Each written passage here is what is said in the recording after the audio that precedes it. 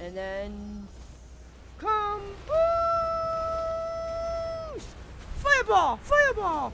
Everything! Whoosh! Hello, this is Preheat. So I get a lot of messages from mages saying that they don't have enough haste to get all the spells in Combustion that they should be getting in Combustion. And usually I find that this isn't actually the case. Most of the time people aren't actually pressing the buttons quick enough. So I'm going to make a video where I show you a couple sample sequences of Combustion.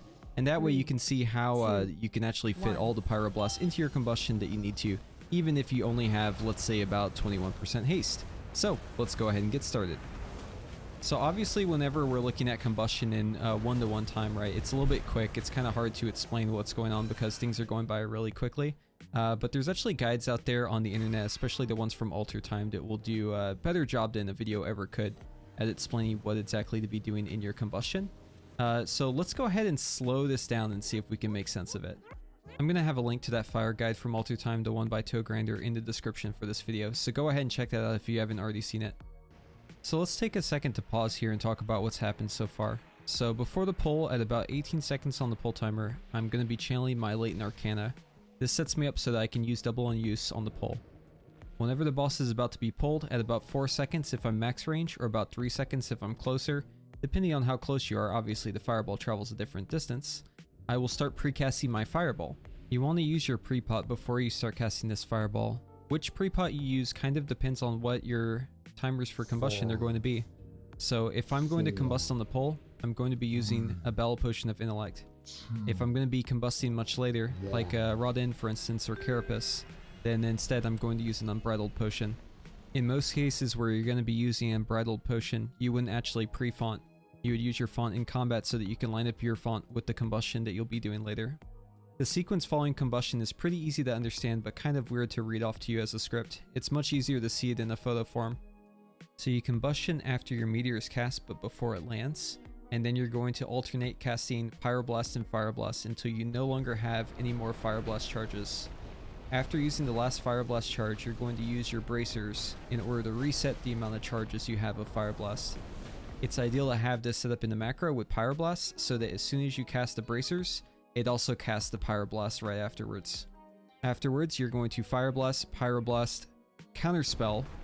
The reason you counterspell here is for Elusive proc. It's just a chance, but sometimes it works. Following this, the point is just to Pyroblast as much as possible, so try to get as many Fireblasts and Pyroblasts in as possible. If you run out of Fireblast, you can always use Scorch to try and get a heating up, but if it's not going to give you enough time to get a Scorch and a Pyroblast in, then just end your Combustion with the Dragon's Breath if you're in melee. Ideally, we end the Combustion with one Fireblast available to us that we can use during the Rune of Power cast. That way we can carry the 3-stack Blaster Master into the next Rune of Power. With Lust, this is pretty easy, and usually you can keep your 3-stack Blaster Master up for anywhere from 10 to 40 seconds, depending on your RNG obviously. So just to make sure it sticks, let's go ahead and show another Combustion. Remember, just like before, we're going to use our font at about 18 seconds on the pull timer.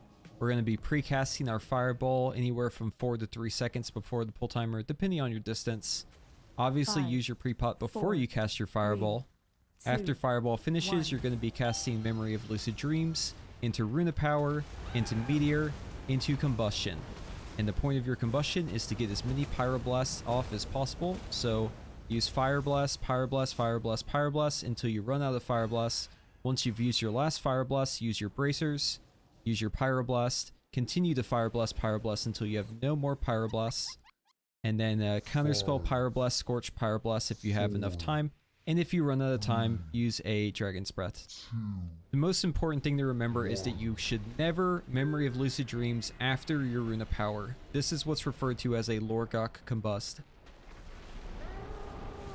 I didn't notice it until after I recorded the clip. This is in post I noticed it. Apparently I had a pretty crazy lag spike during that second Combustion there that actually caused my Blaster Master to disappear momentarily from my screen and then reappear. So just be aware that world latency in the Mage class order hall and out in the world whenever you're hitting target dummies can affect your test. But generally speaking, if you do these rotations in raid and you properly use your Fireblast, Pyroblast as seen in this graphic, then you shouldn't have any trouble. Alright, hope you enjoyed the video. Have a good one, and we'll see you on the next one.